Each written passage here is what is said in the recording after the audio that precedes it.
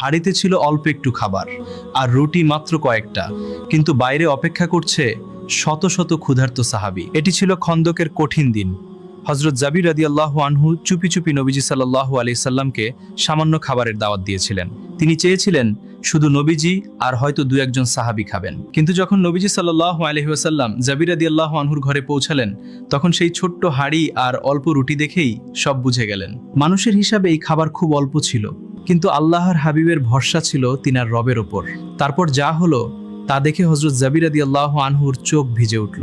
নবীজি সাল্লাল্লাহু আলাইহি ওয়াসাল্লাম হাঁড়ির কাছে এগিয়ে গেলেন, নিজের মুবারক হাত রাখলেন, তারপর শান্ত কণ্ঠে বললেন, খাবার পরিবেশন করতে থাকো। একজন খেলো, দুজন খেলো, 10 জন খেলো, তারপর দল বেঁধে সবাই খেলো। কিন্তু আশ্চর্য, হাঁড়ির খাবার কমলো না, রুটিও শেষ হলো না। সুবহানাল্লাহ। যেখানে মানুষের হিসাব থেমে যায়, সেখান থেকেই শুরু হয় আল্লাহর রহমত। কমেন্টে লিখুন সুবহানাল্লাহ আর ভিডিওটি শেয়ার করুন প্রিয় নবীজির ভালোবাসায়।